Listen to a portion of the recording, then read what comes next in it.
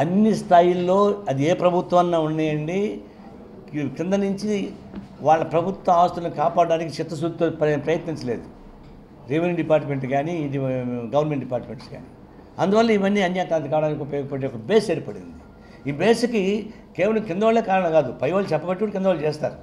ఏమైనా కానీ ప్రభుత్వ ఆస్తుల్ని కాపాడాలంటే చిత్తశుద్ధి కొరబడిన వల్ల భూబకాసురులు వచ్చి గద్దల్లాగా భూమిని తన్నుకుపోయేటువంటి అవకాశం చేస్తున్నారు.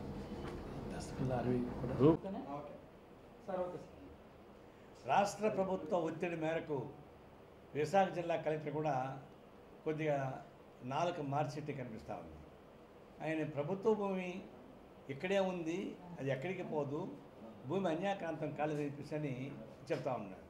అంటే ఆయన సెటర్గా చెప్తున్నారా, అమాయకంగా చెప్తున్నారా, వెనక నుంచి శాసన ప్రభుత్వం కీ పెడితే కీ ప్రకారం మాట్లాడతారా నాకు అర్థం కాలేదు.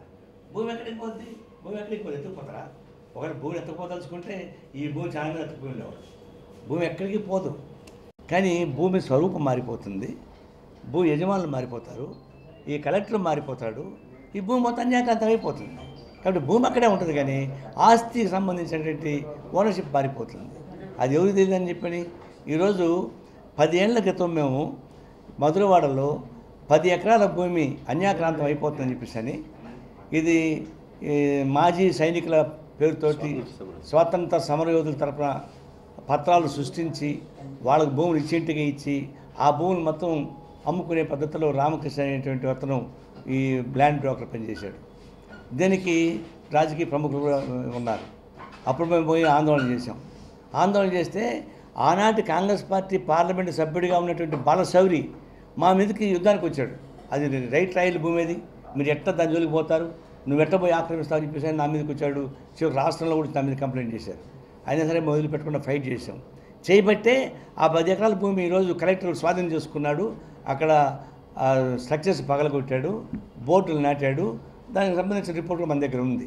అంటే ఆనాడు కమ్యూనిస్ట్ పార్టీ ఆందోళన చేయబట్టే ఆ 10 ఎకరాలు మిగిలింది తప్ప మిగిలింది కాదు.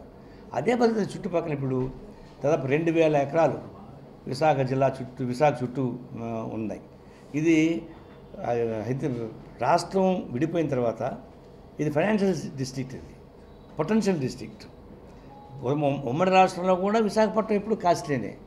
అయితే రాష్ట్రం అయిపోయిన తర్వాత ఇది మరింత ప్రాముఖ్యత వచ్చింది. ఇప్పుడు భూమాఫియా గ్యాంగు తయారైపోయారు. ఇప్పుడు భూమి అన్ని ప్రైవేటు భూములే, ప్రభుత్వ భూములే. దానికి ఒక ఇద్దరు పోయి లిటిగేషన్ పెడతారు. పోలీస్ స్టేషన్ లిటిగేషన్ వస్తుంది, రెవెన్యూ లిటిగేషన్ వస్తుంది, ఎవిక్షన్ ఆర్డర్స్ వస్తుంది, నోటీస్ తీసుకుంటారు, కోర్టుకి వెళ్తారు. కోర్టులో ఈ కింద నుంచి రెవెన్యూ నుంచి కౌంటర్ వేయకుండా మేనేజ్ చేసుకుంటూ అది హైకోర్టు సుప్రీంకోర్టు దాకా పోయి ఆ నుంచి పత్రాలు సృష్టించుకొని ఇది ల్యాండ్ వాళ్ళకి మారిపోతున్నారు. ఆ విధంగా వైజాగ్ చుట్టూ ఒక 2000 ఎకరాలకి అట్లా బినామీ ఓనర్లు ల్యాండ్ మాఫియా గ్యాంగు తయారైపోయింది. దానికి ప్రత్యక్షంగా రాష్ట్ర ప్రభుత్వంలో ఉన్నటువంటి మంత్రులు కూడా దానికి సహకారం చేస్తున్నారు. వాళ్ళ బావమర్దులే, వాళ్ళ భార్య తరపున బంధువులే, వాళ్ళే ఇక్కడ బినామీదారుగా ఉన్నారు. మేము పోయి చూస్తే అన్ని చోట్ల ఇవన్నీ చూసినప్పుడు ఎంకే రాజు 11 ఎకరాల భూమిని ఆక్రమించి పెట్టుకున్నాడు. ఎంఆర్కే రాజు ఆ భూమి మీద ఆందోళనకు పోతే మా మీద కేసులు పెట్టారు. ఇంకా కేసులు ఉన్నాయి. మరి ఇప్పుడు ఉడావాళ్ళు పోయి ఇది ఉడా భూమి అని చెప్పేసి నాటున్నారు. ఉడా భూమిని నాటిన తర్వాత ఆ ఎంఆర్కే రాజుని ల్యాండ్ గ్రాబరీ కింద బుక్ చేసి అరెస్ట్ చేశారా?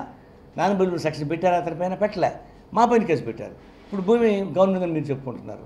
అంటే ఒత్తిడి మేరకు ఈ భూమి బోర్డులు నాటుతున్నారు. అక్కడక్కడ హుడా భూమి అని చెప్పని ఒత్తిడి తగ్గిపోయాక మరి బోర్డులు మాయమైపోతాయి. ఈ భూముల వల్ల యజమానులు గద్దలు తనకపోతారు. ఈ పద్ధతుల్లో విశాఖ చుట్టూ ఉన్నటువంటి విలువైన భూముల్ని ల్యాండ్ మాఫియా గ్యాంగు లాగేసుకుంటున్నారు. దీన్ని మేము అంగీకరించే ప్రసక్తి లేదు, పోరాటం సాగిస్తాం. అయితే ప్రభుత్వం ఏం చేసింది? సిట్టుని విచారణకి ఇచ్చింది. సిట్ ఏముందండి, అది రాష్ట్ర ప్రభుత్వం అనుకూలం ఉండేది. వాళ్ళు చెప్పిన రిపోర్ట్ అని ఇస్తారు, లేదా ఇచ్చిన రిపోర్ట్ తీసి పుట్టాలని పడేస్తారు తప్ప దానికి పెద్ద వాల్యూ ఉండదు. రెవెన్యూ డిపార్ట్మెంట్కి గ్రిప్ ఉండాలంటే అది జ్యుడిషియరీగా సాధ్యం అవుతుంది. అందుకనే జ్యుడిషియల్ విచారణ జరిపిస్తుంది తప్ప ఈ భూములకు సంబంధించి మాఫియా బయటపడే అవకాశం లేదు. అందుకని హైకోర్టు సిట్టింగ్ జడ్జి ద్వారా జ్యుడిషియల్ ఎంక్వైరీ చేయించి ఈ భూములు మొత్తం స్వాధీనం చేసుకొని పేదలకు ఉపయోగపడే పద్ధతులు చేయాలి. ఇది బలహీన వర్గాలకు ఇల్లు కట్టించండి, గవర్నమెంట్ ఇల్లు కట్టి పల్లె వర్గాలకు ఇవ్వండి, అంతేగాని భూమాఫియా వాళ్ళకి ఎందుకు ఇస్తారు? ఇప్పుడు అందుకే మేము పిలిపిస్తున్నాం, పేద ప్రజానీకాన్ని మొబిలైజ్ చేసి వాళ్ళందరినీ కూడా గుడిసెలు వేసి ఆక్రమింప చేయించి వాళ్ళకి స్వాధీనం చేయిస్తాం.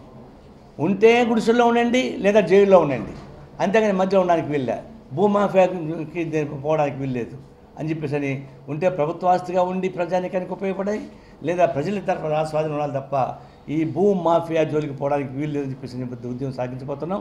ప్రత్యక్ష ఆందోళన సాగిస్తాం. అందరినీ కలిపి ఉద్యమం సాగించడానికి మేము ఏర్పాటు చేసుకుంటాం. రాష్ట్ర ప్రభుత్వాన్ని డిమాండ్ చేసేది జ్యుడిషియల్ విచారణ జరిపించాల్సిందే.